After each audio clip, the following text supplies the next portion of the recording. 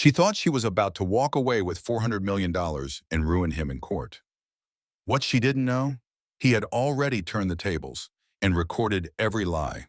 When Caleb heard his wife plotting with another man to rob him blind, he didn't just get angry. He got strategic.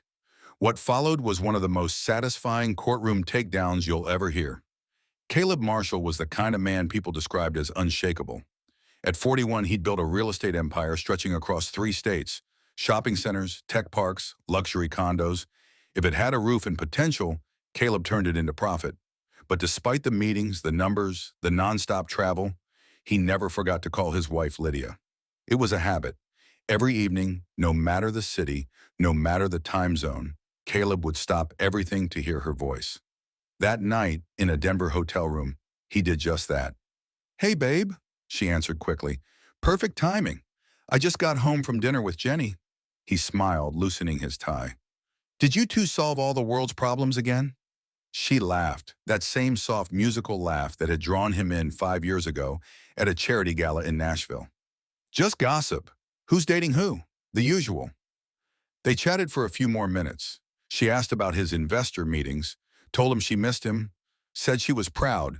It was all normal, comfortable, familiar. But when Caleb pressed end call, something strange happened. The call didn't end. The line was still open.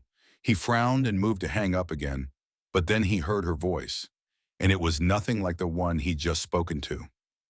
"Travis, I already talked to my lawyer," Lydia said. "The divorce will be ready soon. He said I'll get half of Caleb's assets. I'll claim emotional abuse. Judges eat that stuff up." Caleb froze. He didn't breathe, didn't blink, just listened. A man's voice came through, calm and deep. "Then we're almost there. We'll be free, finally." Lydia's voice dropped into a conspiratorial whisper. "It hasn't been easy pretending to care about him, but I've done everything right. He doesn't suspect a thing. I don't even know all his accounts. He hides most of it, but I know he's worth close to $800 million. His personal accounts only show around $100K, but everything else, the company, the properties, the tech investments, half of it will be mine the moment I file."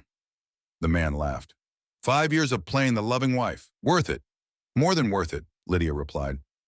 Caleb's grip on the armrest tightened. His phone, still recording, something he'd set up years ago for business disputes, was now capturing every second of this betrayal. Lydia continued. "Once I get the divorce filed, we liquidate, split, and disappear. New names, new lives. Caribbean, maybe." "I can already taste it," she whispered. "No more pretending. No more construction sites, no more boring charity events. Just me, you, and $400 million. That was enough." Caleb ended the call. The silence that followed was not peaceful. It was brutal. His wife wasn't cheating on him. She was conning him. This wasn't an affair. It was a setup, a 5-year heist. And suddenly, all the small moments started making sense. How she had taken such a keen interest in his travel schedule. How she'd insisted on keeping her finances independent. How she always encouraged him to keep things in his name for simplicity. It wasn't love, it was reconnaissance. But what Lydia didn't know, what she couldn't possibly know, was that Caleb Marshall had been preparing for betrayal long before she ever came into his life. This wasn't his first close call, and it wouldn't be his downfall. He pulled out his laptop, canceled the rest of his Denver meetings, and booked the first flight back to Nashville. Then he made one call. "Gerald," he said when the line picked up. His attorney's groggy voice answered, "Caleb, do you know what time it is?" "I do. I'll be in your office first thing. Something's come up. Something big." Gerald didn't ask questions. He didn't have to. He just said, "I'll be there." And just like that, Caleb Marshall went from betrayed husband to man on a mission. Not for revenge, for justice. Because while Lydia thought she was playing a long con, she was actually walking into the tightest trap Caleb had ever set. By the time Caleb's plane touched down in Nashville, his mind was already 3 steps ahead. He hadn't slept. He didn't need to. Rage had burned through exhaustion hours ago, leaving behind a kind of cold focus he hadn't felt in years. As the Uber pulled up to his attorney's office, he wasn't thinking about Lydia. Not emotionally, anyway. He was thinking about leverage, timing, documentation. She had planned a scheme. Now he would execute a counterattack. Gerald Monroe, his attorney for over a decade, greeted him with a nod. "You said it was urgent." Caleb placed his phone on the desk and pressed play. Lydia's voice filled the room, sharp, calculating. The recording ran from start to finish. Every word, every lie. Gerald didn't interrupt. When it ended, he sat back in his chair, eyes hard. "That's not just infidelity. That's premeditated fraud." Caleb nodded once. "Can we prove it?" Gerald picked up the phone.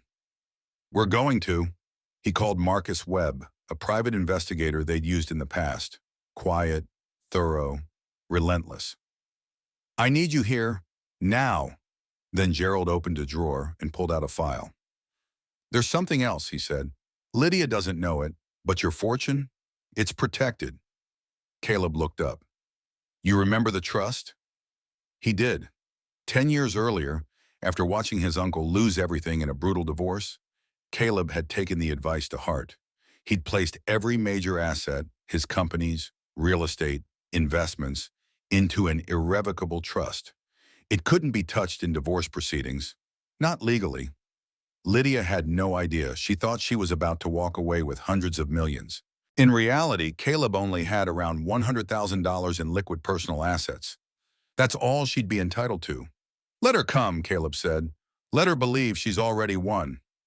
Over the next 2 weeks, Marcus dug deep. Surveillance, phone logs, hotel check-ins, financial connections. The man Lydia called Travis was no mystery for long.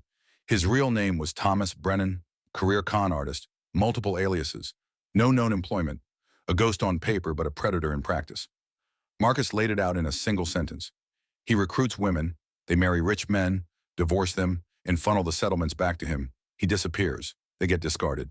There were 3 confirmed cases, each woman handpicked, groomed, and placed into the life of a wealthy target. The playbook never changed. Vanessa Price, Jacksonville, married a dealership owner, divorce, false allegations, $2.3 million settlement, gone. Melissa Grant, Houston, real estate tycoon, $5 million, gone. Rachel Green, Charlotte, tech entrepreneur, $3.8 million, attempted suicide, survived.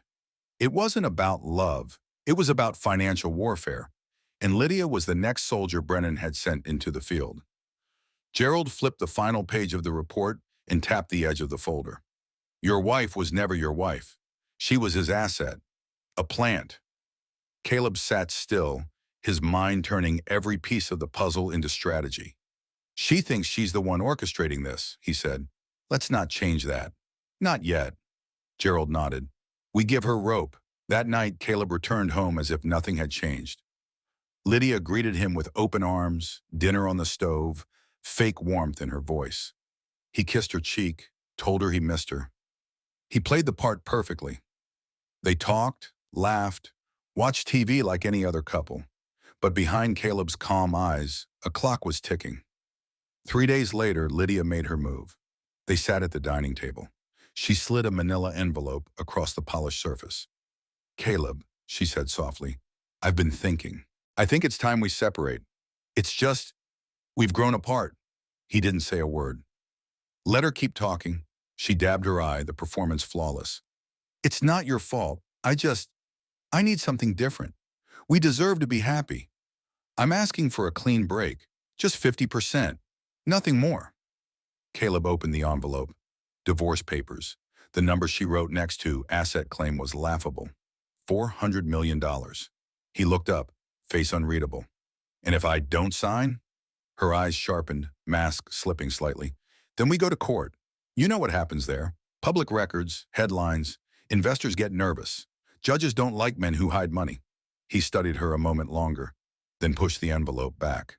We'll meet in court. For a split second, real panic flashed across her face. Then she forced a smile. You'll regret this. Caleb stood and walked upstairs. Behind him, she whispered into her phone. Travis, we have a problem. He's not signing. She still thought the game was hers, but it wasn't. And soon the whole country would know it.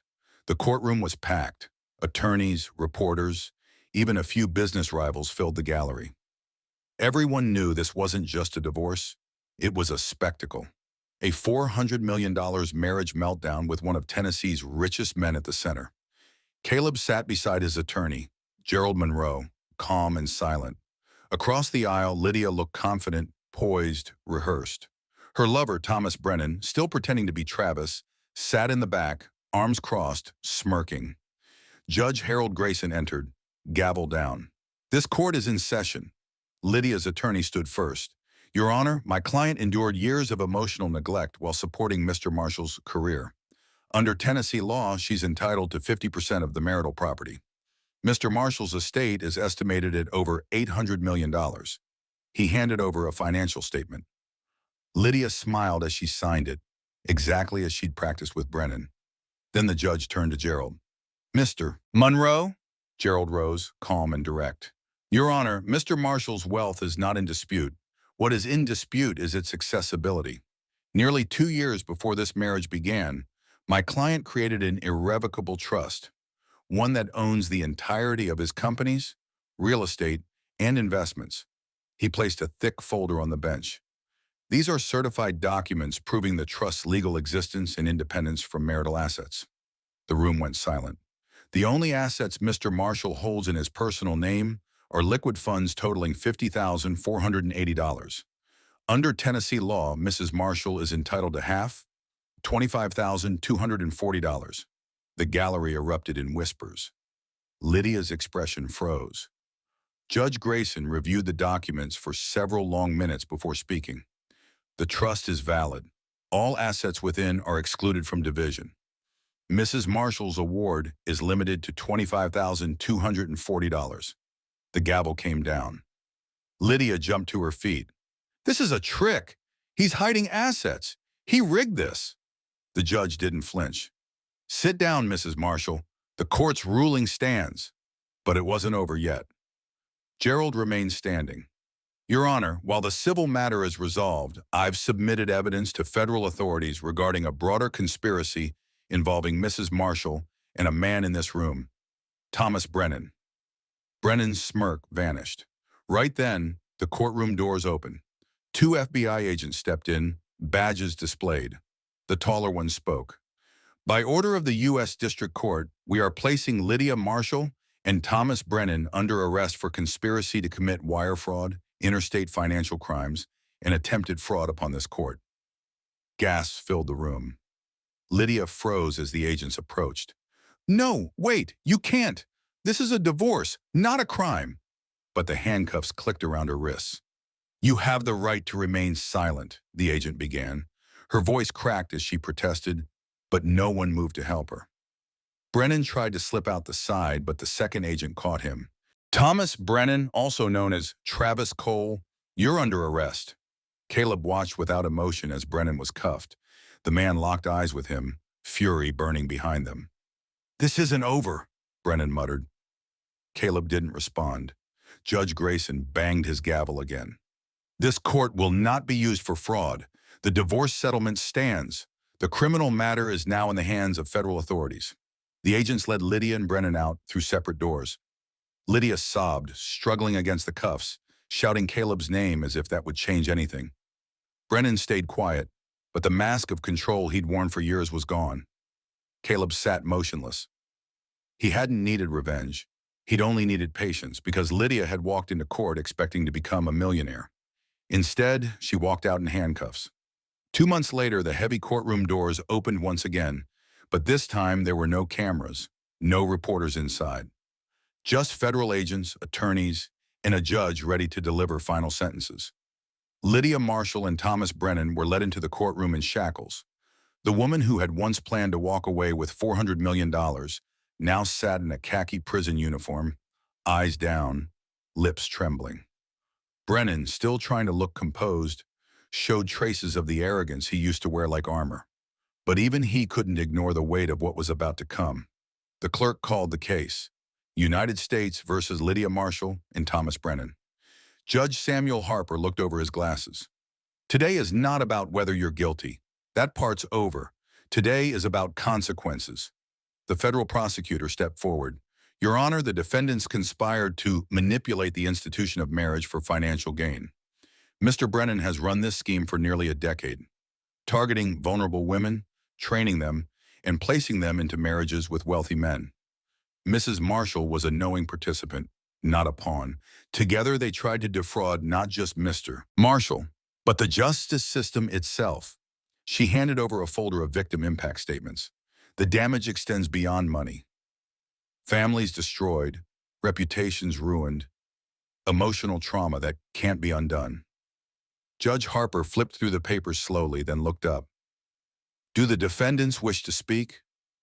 Brennan stood, voice steady but defiant. You can lock me up, but people like me don't disappear. This game doesn't end just because I got caught. The judge said nothing, just wrote something down. Then it was Lydia's turn. She rose slowly, glancing at Caleb in the gallery for the first time. Her voice was thin. I didn't know what I was getting into. I believed him when he said we'd build a life together. I made a mistake. I was selfish. I'm sorry, I'm asking for leniency. Judge Harper didn't react. He waited until she sat, then leaned forward. Let's be clear, he said. You didn't make a mistake. You made a plan. You followed it for 5 years. You used marriage as a tool for theft. You weaponized the courts, and you did it without remorse, until you were caught. He turned to Brennan. And your arrogance doesn't make you bold. It makes you dangerous. The judge picked up 2 documents, one for each defendant. Lydia Marshall, you are sentenced to 12 years in federal prison, followed by 3 years of supervised release. Lydia gasped. Please, no, Save it, the judge interrupted. Your tears are 4 years and $400 million too late. He turned to Brennan. Thomas Brennan, for masterminding this operation across multiple states, for laundering millions, and for exploiting the legal system, you are sentenced to 25 years in federal prison without parole. You are also ordered to pay $18.4 million in restitution to your victims. Brennan's jaw clenched, but he said nothing. The gavel came down. The marshals stepped forward and took them both into custody. Caleb remained seated, watching as the 2 people who had tried to destroy him were escorted out, this time for good. Outside, reporters waited behind barricades. They shouted questions, snapped photos, tried to catch a glimpse of the moment the story ended. But Caleb didn't stop to speak.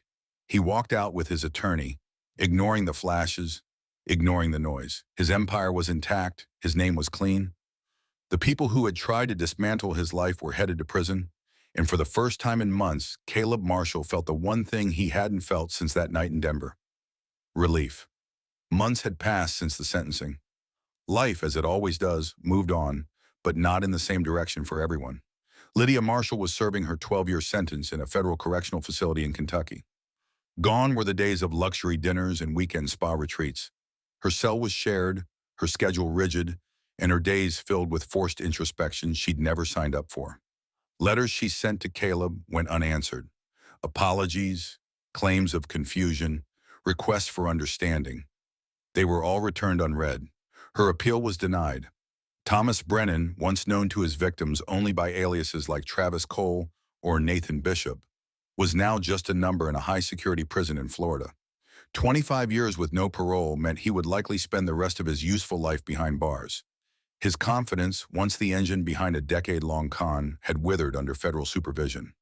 The victims he'd once used, Vanessa, Melissa, Rachel, had started to reclaim their lives, slowly with the help of the restitution fund ordered by the court. It didn't erase the damage, but it gave them a new start.